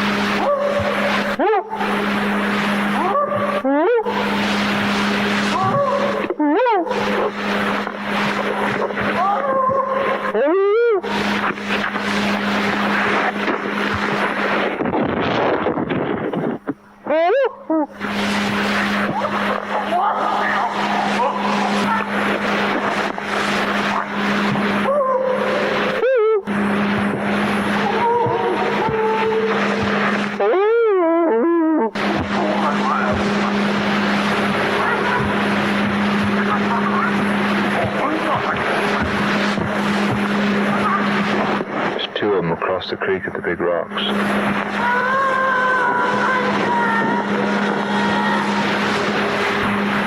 It's a hard act to follow. It sounds like he talks to us and they talk to each other. Yeah.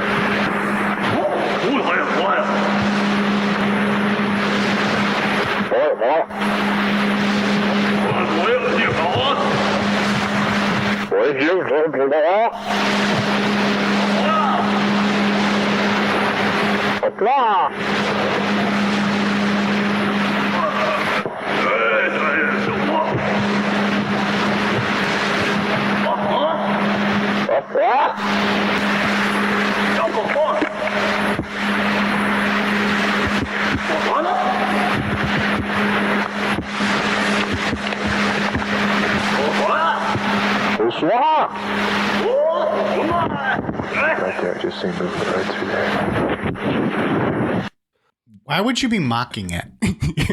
Or trying to communicate? Yeah. Would you just be shitting your pants if that Yes. was outside your camper and they're yelling, trying to... I don't know, man. Like, I would be as quiet as possible, and then I would try to get the fuck out of there. So they were kind of like holed up in this wooden kind of shelter that they had built out there, according to the story, and then they were like holding onto the door real tight, and like But all then that. why making noise and trying to communicate? Like, why not just lay low and hope that you just don't get seen? that voice at the end there sounded like it was right outside the door. Like, it sounded close. And then the banging was them like hitting rocks together and stuff. Was that gunshots at the beginning? No, that was them hitting the rocks. That was the rocks at the beginning? Yeah, them banging on rocks. Mm. When it sounds like more like a person talking all that, it's fucking creepy. Yeah, like some of them sound like bird noises and whatnot, but that guy talking at the end, man. Yeah. Ooh. Yeah, shitting pants, not yelling. Mm-hmm. Shaking. I don't know. Yeah, That's terrifying. Mocking or trying to communicate with them, like, doesn't end well for you. Like, please, Mr. Wrong Turn, let me go. I won't tell nobody. Well, and the other thing in that sound clip too is when they start making that kind of howling noise, and then it almost sounds like more come out of wherever, because then they start saying like, oh, there's two now and they're talking to each other, and we're gonna get into here in a little bit some other eyewitness accounts that kind of lead to that, where they call out to each other and more show up. It's just this underground cave network of fucking God knows how many of them. The people are just separated from society to the point where they're actual animals. That's though what's terrifying about the video that we just talked about before this with the what's it called again, Dave? Soft white underbelly. Soft white underbelly, and then you have to search like West Virginia. I forget the name of the family. I'll find it here in a minute. But like, I'm not sure how far that family has like an underground network and what exactly they're doing. Right. But just the fact that like, you know, they're about as close to feral as it gets and like have their own means of communication is just terrifying. So in that video, in that clip, are we supposed to think that was only two different people communicating allegedly? Yeah. Whew. Sound like a lot more to me. Who knows what was going on out there? Is it generally accepted that that's real audio then? Yeah. Yeah. They've given all the audio equipment that they've used, that they used for that, you know, the specifications on all that stuff. And like I said, I can't remember the guy's name, but there was a Navy linguistic guy that said that he, in his opinion, that it was legit audio and it was legit human vocal cords, just, and it was a real language. He said you could tell it's a language, but not one that we know. Yeah, just not one that anybody in society, of any form of society around the world, is aware of. Wow, can you imagine? So it's inbred family, the Whitakers. The Whitakers is the family, and it's, you know, it's inbred. It's, I don't know, it's different. But anyways, it's crazy. Reports of wild men date all the way back to the 1800s. And I found a lot of like newspaper type articles, like just quick reports. So just go through some of these. 1851, Greene County, Arkansas. A supernatural sounding man covered in hair runs away from farmers, jumping 13 or 14 feet at a time with footprints that measure 13 inches. The sighting reveals that there have been several in the area over the years. That was on June 28th. 1857, St. Louis. A man discovered a lair in the wood. He seems to have survived on cats, claimed to be from New York, and to have lived in the woods for 36 years. He was about 40 years old. He leapt over the policeman in the court and escaped. It's from April 16th. You must have read the same books as him, Mike, Eating Pussy to Survive. It's true. 1870, Utah. Some backwoodsmen met a naked 40-year-old with a vast club. On following, What kind of vast club? That was my talking about here? Like, oh, Mike, that's Mike. He's got the vast club. And then I go,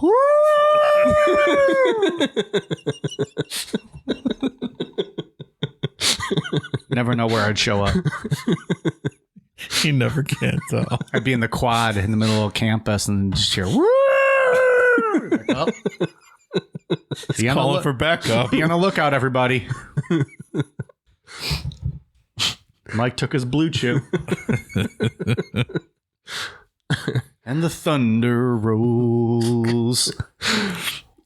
On following his trail, after one of their horses were killed, they came to a cave with a set of soldiers' buttons that led to the writer to think, quote, that he is a man lost from Freeman's command in 1846. That was from August 18th. Like an army deserter or something?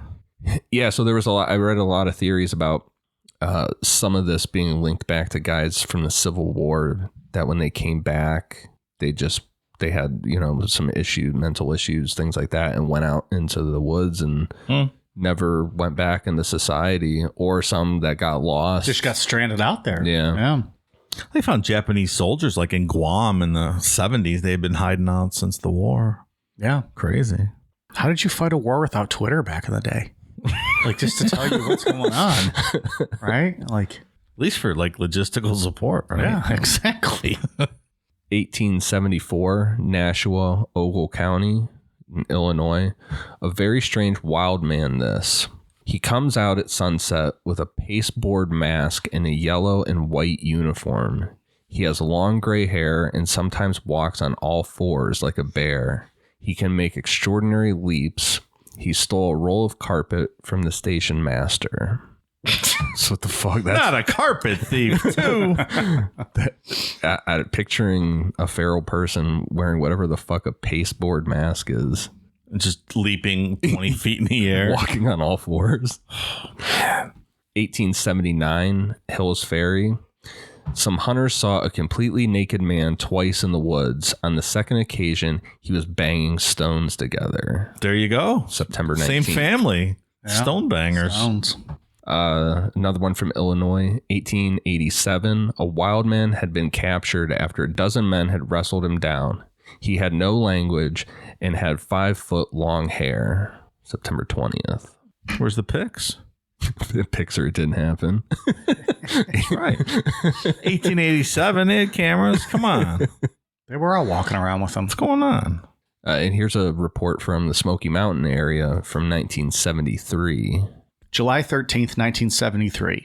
Near where Rough Fork Creek intersects with the end of the main Cataloochee Valley Road, seasonal National Park Ranger Charles Hughes had a violent encounter with a, quote, wild man of the Cataloochee. Hughes was checking up on fishermen along Rough Fork when he met a man with a fly rod and a heavy beard. When he asked his name, the man replied, "I've got no name. I've lived in these woods all my life." When the ranger demanded to see his fishing license, the man reached into his heavy canvas hunting jacket for a pistol. During a prolonged scuffle, the ranger succeeded in punching the man in the face, but failed to subdue him. As Hughes attempted to turn around his vehicle and drive up the narrow gravel road for help, the wild man heaved a large rock at the ranger's Jeep and broke a window. Hughes then sped to a nearby ranger station for backup. Subsequently, a group of rangers and volunteers tracked the man by bloodhound along Rough Fork well into the night, but never found him. So this one's a little different because he speaks. Yeah, where did he learn the language? Yeah. This just kind of feels like a guy who didn't want to be bothered with. Yeah, and he was just like, I've lived here all my life. Get the fuck away from me. I'm fishing. Fuck off. Yeah. We need to license to fish. I mean, technically you do, but I mean, that's what the guy was. yeah. Just trying to eat dinner, man. Let him go. Not everyone has the luxury of walking to the grocery store and buying delicious frozen fish sticks like we all get to nowadays. I'll tell you what, I don't love fish sticks, and I understand how gross they are, but every now and then, fish sticks are so fucking good. And I'll just straight up dip them in ketchup. So damn good. Tartar sauce, even if you have it. Yeah. I have nothing against fish sticks. I just feel like whenever I make them, even if it's in the oven, they're just still always soggy. They're just always soggy. You can't get a good crisp to them. I don't know. I always struggle. Maybe I'm buying them and I'm keeping them in the freezer too long. I don't know. Like 7 years old. Yeah. These fish sticks taste a little soggy. When'd you buy them? 2014. Every now and then, too, when I'm really hating myself, I go to McDonald's and I buy 2 Filet-O-Fishes and I just fucking run train on them. And it's so good. And it's so damn good. Have you had a Filet-O-Fish? They're so good. Like, they're so bad, but they're so good. It's just like, it's a large square fish stick on a bun with tartar sauce. I feel like every time I get one of those, they always just like half-assed throw the cheese on there. Every it's time. It's like not melted. The It's like, sloppiest made sandwich you will ever get. You'll have the bottom bun to like the right side of the box. The fish then is halfway off that. The cheese is halfway off that, hanging out of the box, and like the top bun is just thrown in there on the side. Like that is how it is. They're like, no. We just give you the ingredients. You build your own sandwich. I wonder if there's something hard about making a fillet of fish that it just pisses them off, so they just fucking throw it all in there. Oh, another non-meat eater. I'll show you. I mean, like what? I wonder how that would be more difficult. You pick it out of the fryer, you throw a slab of cheese on it. I also trying to think why that sandwich is always just a always shit so show. fucked up. I always think of The Office too, when they're cleaning out Michael's car and Ryan's like, "You got like 9 Filet-O-Fish." He's like, I didn't order those all at one time. I swear those used to be twice as big when I was a kid. Filet-O-Fish. The Filet-O-Fish and the McRibs so used to be small delicious, now. Dave. We get it, but The original McRibs were very tasty.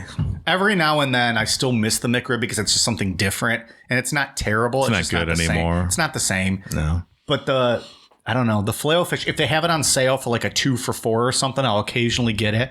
But like we said, like you have to get home and then build it yourself. Like you have to make it. I got them not that long ago, actually. Their tartar sauce is actually really good, I think. Like I pulled off the bun to fix the cheese. Yeah, you have to. And there was like barely any tartar sauce. I'm like, what the fuck is this? You gotta add your own tartar sauce then, right? You always gotta have some backup tartar sauce at home.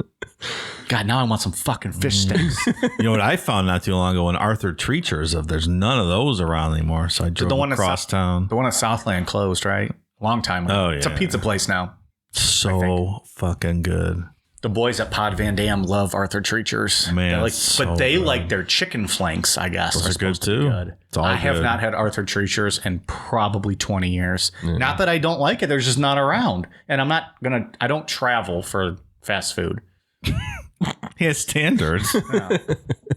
That's why it took me until like the last couple months to have Popeye's chicken sandwich. I'm not going out of my way for fast food. Popeye's just released a blackened chicken sandwich I read today. I would try it. How about that? The problem is they're so few and far between Popeyes that when you go, the line is so fucking long. It's ridiculous. So the last one we're going to get to is the story of Mike Woolley from December of 1981. We talked about his story briefly on our first episode, but I wanted to go into more detail because I think it was just like we loosely brought up feral people or wild men. I was like, oh yeah, I read this story online, and we didn't go into much detail. Mike Woolley arrived at his deer stand located on an old logging road in an area of Louisiana that he had hunted frequently, and parked his vehicle halfway down the road, walked to his tree stand, climbed into it, and waited for deer. After a while, the sound of an animal running through the brush caught his attention. The sound had been a small doe which ran directly toward his stand and hid beneath it. Woolley initially thought that the doe had been chased by a larger potential mate, and he sat back and waited for a buck to follow. Instead of a buck, a large man covered in short hair appeared and headed straight for the doe. The man approached to just a short distance of 20 yards before it stopped and became aware of Woolley's presence. The man looked up at him and his face turned angry. It's a quote, "As far as a Bigfoot, I thought that was something that only existed out in California. I thought that was something somebody made up to make money off of." He thought Bigfoots were only in California. Woolley watched the man for several moments. Eventually, he raised his hunting rifle and looked at the man's face through the scope. It's a quote, "The face was too human, the eyelashes, the teeth, the jaw structure, the forehead. The face was light brown, like it had a dark suntan, but I couldn't pull the trigger because something told me this ain't right. It's not the right thing to do." The man growled at Woolley in a way that reminded him of a lion's roar, to which a loud whistle came from someplace up the ridge as like in a response to this roar. The man became alert to this and responded with a similar whistle, then looked back at Woolley. Mike Woolley jumped out of the tree stand and started running up the road, attempting to get back into his truck. He looked back and the man was now running after him. Woolley made it to his truck and turned around to fire a warning shot. He then got in his truck and left, and watching behind him through his rearview mirror, a second man who looked the same as the one that was chasing him came out of the woods and joined the first feral man that Woolley had seen, and they just watched him drive away. Dude, it's a close call, man. But that's why I was talking about like the whistles, like in that clip. What if they would have just surrounded him at the bottom of his tree stand? He couldn't even get out. That's what I was thinking. Like, holy shit. That took a lot of balls just to get out, even in general, and like start running. I mean, even if they're surrounding you, what are you going to do? But all of these stories just sound like wrong turn. I know. They're absolutely terrifying. So yeah, he thought it was Bigfoot, and when he got a good look with his scope, he was like, "No, that's a person." So that's what Bigfoot is. Just in general, it's a feral person. And then people think it's Bigfoot because the only photos they allegedly have of it are from so far away. Well, I think it's 100% legit. I think there's fucking feral people out there doing stuff. Yeah. So that's what you're going with? Feral people, final answer, not aliens? I mean, you got that guy on top of the coal pile. I can't explain that one either, though. Fuck. That was in the UK, though, right? That wasn't here. So it's maybe different. Maybe they don't have feral people over there. That's true. That one could have been an alien. I think that I think I land on still where I did in our first episode, that I think a lot of these probably are feral people responsible for it. Boy, it sure seems like it, doesn't it? That's the only thing that can make sense. That makes sense in my mind. Stay home. Don't echo your advice. Just don't go to the park, man. Don't go camping. Trails are all right, I guess. Like the what do you call it? The trails here, the metro parks. Yeah, you're probably okay there. I think you're safe. There's no one feral gonna get me on that. Allegedly. Yeah. You never know. Till we do Missing 411 on the local metro parks. You know, we watched that. I don't think you watched the Sasquatch documentary, did you? I have not seen that yet. So we watched that, and then remember there was a part where they were talking about where they were actually talking about Bigfoot. Like the first 10 minutes, and then that was it. But they were talking about how big some of those national forests and all that stuff, how big they are, and how something easily could hide there. Yeah. Like they were showing an overhead shot, and it's like, fuck yeah, something could hide there. Enormous. So who knows? I mean, there could be a whole community of people living somewhere in there. It's just so much bigger than you can even think about or fathom. Yeah. I read this story one time about these people who snuck into like some sort of nature preserve because they didn't want to live in the city anymore, and they just set up these cabins in the middle of this nature preserve, and they just to get away from society, and they had like these monster masks that they would scare the kids with so they wouldn't leave. Wait. No, that's that M. Night Shyamalan movie. I thought you were gonna The Village. Do you remember that? Yeah. I think I've seen The Village. I'm like, damn, he doesn't know what I'm talking about. Womp womp. Where's your thing you used for me on trivia? You suck. All right, so we got any final thoughts? I mean, we kind of just covered it all, but anything else? It's creepy. I'd like to see something solved. I mean, I don't know. Just people missing and you never finding out what happened to them is just a terrible thing. So I don't know. And you feel bad for the families who just get no closure on any of it. Yeah, it's really bad. You don't know what the fuck's going on out there. There's so many of these cases too.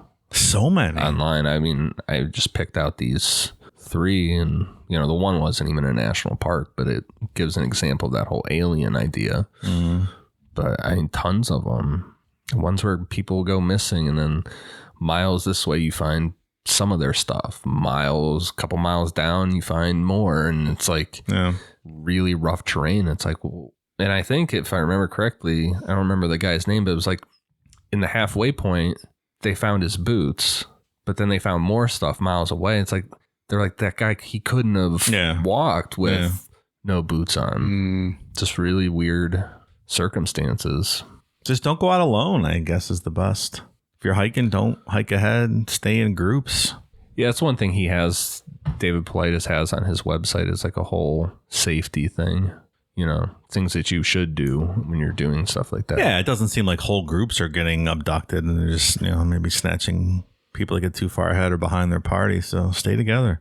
Be excellent to each other. Look out for each other. I wonder what he thinks. I mean, he doesn't publicly say anything, but I really wonder what, like behind closed doors, what he thinks it is. It'd be interesting to talk to that guy sometime. Yeah. Well, I wonder even too what he might even know that he still doesn't share or publish. Yeah. Like maybe he hears things about different stories where, someone like off the record tells him, but he's like, oh, no, I'm going to stick to just my facts. And, maybe he hears loose odds and ends about different investigations that he's like, what the fuck? Yeah. He's plugged in for sure. Not to that one case, but he's plugged in everything else. He's trying, though, not for lack of effort. I'll have to find a photo of him just for that stash. A badass looking dude. He is a cool guy. Cool looking dude. He's got that like Magnum PI look going with the stash. Yeah, for sure. All right. Anything else? Missing 411 Part 2? 2 years in the making? No. We'll see you on Part 3. Yeah. Wait in a couple years. Yeah. Probably. Who knows? All right. We got some Patreon shout outs tonight. Thank you very much to new patrons ZSA80, Joey B127, our friends over at #History. Ian, you just did a show with them recently. I did on the St. Valentine's Day Massacre. Thank you very much to them. Veronica Harless, Sarah Melvin, Noah Salem, Lucas Lee, Travis Austerhouse, Stephen, Maddie B, Manic Zebra, Amber Nelson, Amber Abbott, Sean Fanuff Jr., Deanna DeSalvo, Hurt Medic 00, Strict Sharky 69, Candace Johnson, Joanne Harris, Heather Diaz, Sarah, Rachel Coleman, Tita Newth, Amanda Pratt, Kylie Baliargian, Trisha Miles, Paul, Julie Walsh, Spooky Salem, Dolores Rodriguez, Ben Baez, Rosemary, Abby Climaco, Jonathan Johnson, Bigfoot Pussy Punch, Hell yeah, there you go. Lottie Rogers, the moldiest cuckoldiest, Sounds like some cream pies are past their spoil date. Fuck, man. Christy Graham, Ashley Neal, Carter Cito, Scatterbrained, Sheridan Williams, Elizabeth Ernest, Lindy Peralta, Nadine Wilkinson, Angela Danger, Stephen Kluwer, and Samuel C. Thank you all very much. We appreciate it. We are at patreon.com/necronomipod. Ian, what do you got? For iTunes, I have one for Elijah Wickersham, CMSSEP, Average Jomo, and the Huey Factor. Thank you guys for the awesome reviews. All right, Dave, you got anything else? No. I guess just that the moldiest cuckoldiest should probably get home and take care of that cream pie that's rotting away. Yikes. That's all. Doesn't sound fresh. Some good advice. Definitely not fresh. We are on patreon.com, Instagram, Facebook, patreon.com/necronomipod. Getting ahead of myself. Instagram, Facebook, YouTube, Twitter at Necronomipod, and Amazon.com. Search Necronomipod for the latest merch. Currently, there is still no international shipping. Does not look like that's coming back at this moment. Just to Mexico. And Canada, right? No Canada. But if they go to the Canadian or the U.S. store, they can't get it shipped? Nope. No, just Mexico. Someone asked about that the other day, and I checked. And they don't publish rules or anything, but Mexico's good. No Canada. Very odd. And I'm in the middle of having everything uploaded to the UK store, but most of it's up there now. So you should be good in the UK store. So if you're at the UK and then UK ships to a lot of Europe? Some places, I think. Not everywhere. Hit or miss. They have weird shipping stuff. Not much we can do about it, though. And then, of course, they don't ship to Australia because they don't recognize it. The United States store ships to Australia, but it's very, very expensive. Oh, well, there you go. If you're from Australia and you want something, well, it's going to be a little bit pricier. Yeah. Not much you can do. Any hoodles. All right. We appreciate you guys listening, and thanks so much. All right, you guys ready for a cool down beer? Cheers.